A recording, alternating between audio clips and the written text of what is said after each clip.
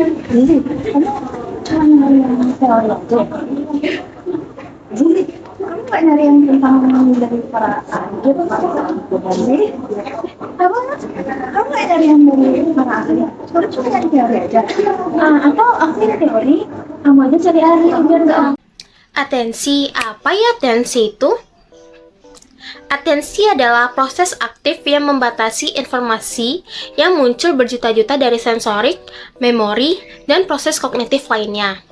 Sehingga hanya berfokus pada informasi yang dianggap penting saja. Sementara informasi pengganggu lainnya yang dianggap kurang penting akan diabaikan. Atensi merupakan proses kognitif untuk memilih suatu objek dan mempertahankannya agar tetap fokus dalam memperhatikan objek yang dianggap penting, serta mengambil keputusan dalam menyelesaikan masalah yang terdapat di dalam proses tersebut. Adapun perbedaan atensi dengan konsentrasi. Konsentrasi didefinisikan sebagai pemusatan dan pengumpulan kesadaran pada suatu titik fokus. Konsentrasi membantu meningkatkan kewaspadaan terhadap keadaan sekitar, sehingga memudahkan untuk beradaptasi terhadap keadaan sekitar. Dengan demikian, atensi dan konsentrasi ini saling tumpang tindih satu sama lain.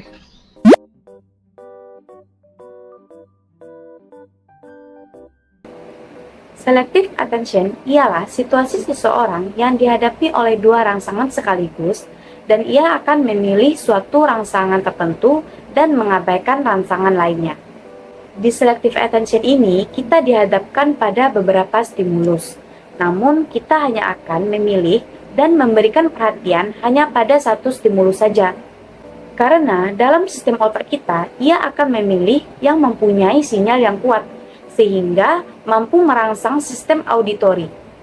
Nah, sistem auditori ialah kemampuan memperhatikan dan memahami arti suara di lingkungan, di mana ia akan memilih secara selektif dan terfokus pada suara yang dianggapnya lebih penting. Contoh dalam sistem auditori ini yaitu pada organ sensori telinga, yang mana ia mengabaikan stimulus tidak kuat dan otak memberikan jalan masuk bagi informasi lain dan menghambat informasi lainnya yang memiliki stimulus kurang kuat. Nah, pada adegan berikut menunjukkan di mana seseorang yang dihadapkan pada dua stimulus. Namun, perhatiannya akan teralihkan pada salah satu stimulus yang dianggapnya lebih penting. Sehingga ia akan merespon satu stimulus tersebut dan mengabaikan stimulus yang sebelumnya menjadi fokusnya. Mekanisme atensi visual terdiri dari dua, yaitu filtering atau penyaringan dan pigeoholin merupakan. Yang pertama, filtering merupakan sebuah proses mekanisme yang dilakukan oleh persepsi sebagai kategori target. Artinya, subjek hanya terfokus pada target yang ia ingin lihat saja, dan memang ia inginkan. Berbeda dengan pigeoholin, target yang terlihat oleh mata, namun tidak berarti apa-apa pada otak. Target yang ada bukan hal yang ingin dilihat, dan akhirnya dia hanya masuk ke dalam memori yang akan terlupakan.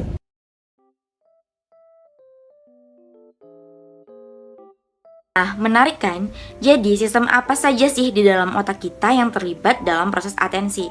Pertama, saat stimulus diterima oleh otak dan sensori kita. Kemudian, atensi akan diaktifkan oleh sirkuit korteks prefrontal dan korteks parietal. Apa sih fungsi dari korteks prefrontal?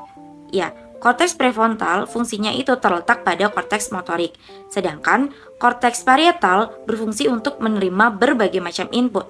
Input yang seperti apa? Yaitu input kombinasi antara input visual, sematosensori, vestibuler, dan sehingga terjadi kerjasama antara korteks prefrontal dan korteks parietal untuk meningkatkan aktivitas ke sirkuit sensori lain dengan syarat harus relevan dengan tugasnya, serta menekan aktivitas ke sirkuit sensori lain yang tidak relevan.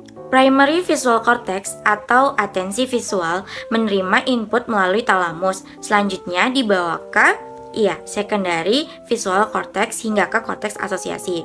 Nah, korteks asosiasi menerima impuls visual melalui korteks parietal posterior. Nah, di mana sih letak primary visual cortex? Di lobus occipital, sedangkan secondary visual cortex terletak di korteks striate dan korteks inventemporal. Korteks asosiasi dan sekundari visual cortex saling terlibat dalam analisis visual, namun dengan tipe yang berbeda-beda berdasarkan visual yang dianalisis. Di otak kita, yaitu lobus occipital, hanya menerima stimulus secara sementara, sedangkan di korteks parietal posterior, stimulus direspon secara berkelanjutan. Nah, korteks parietal posterior dan korteks frontal itu terlibat dalam proses kognitif, yaitu pemilihan informasi sensori dan tanggapan. Atensi visual juga menunjukkan aktivitas di daerah arus ventral dan arus dorsal. Korteks visual primer, sekunder, serta korteks asosiasi menjadi bagian dari arus ventral dan dorsal. Kedua jalur ini digunakan untuk mengalirkan informasi dari korteks visual primer melalui berbagai daerah spesialisasi dari korteks sekunder dan korteks asosiasi. Arus dorsal dan arus ventral memiliki fungsi visualnya masing-masing, atau dengan kata lain memiliki fungsi visual yang berbeda. Arus dorsal terlibat dalam persepsi di mana objek berada, atau persepsi mengenai keberadaan suatu objek. Sedangkan arus ventral terlibat dalam persepsi tentang apa objek itu. Saat kita mengetahui di mana posisi teman kita dan menoleh ke arahnya, kita sedang menggunakan arus dorsal. Sedangkan ketika kita memperhatikan wajah teman kita melakukan pengenalan identitas wajah dengan menggunakan arus ventral. Nah, kelihatan kan di mana bedanya?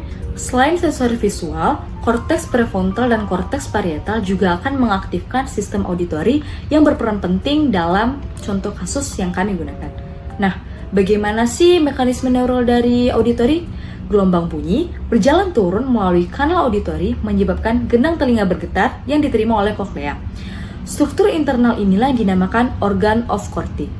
Dengan adanya refleksi pada organ Corti di sepanjang jalannya akan menghasilkan sharing force atau daya genset yang akan memicu aksi akson-akson yang di saraf auditori.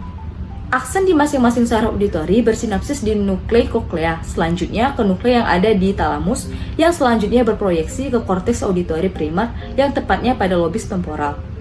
Sinyal-sinyal auditori dikondisikan korteks prefrontal dan korteks parietal posterior. Selain itu, ada dua arus tambahan dalam amnesis auditori. Saat ini, terdapat hipotesis yang mengatakan bahwa jalur auditori interior akan mempersepsikan bunyi apa yang terdengar, sementara jalur auditori posterior mempersepsikan di mana atau dari mana bunyi itu berasal.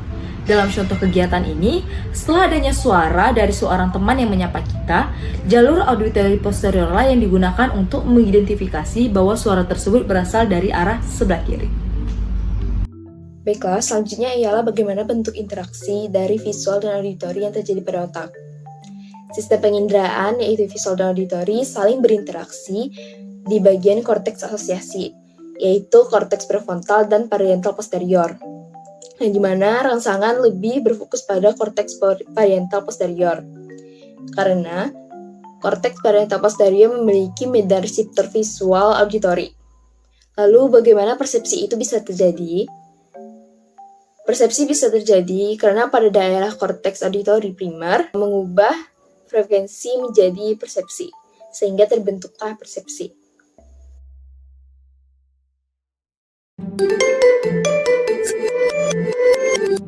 Saat kita sedang memusatkan perhatian pada satu stimulus dan mengabaikan stimulus yang lain pada waktu bersamaan, saat itulah terjadinya selective attention.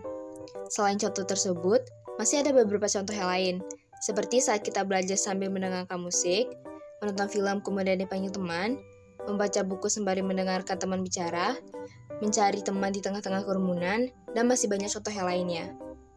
Banyaknya contoh selective attention dalam kehidupan sehari-hari yang ternyata tanpa kita sadari dapat dijelaskan dengan pendekatan biopsikologi, yaitu atensi.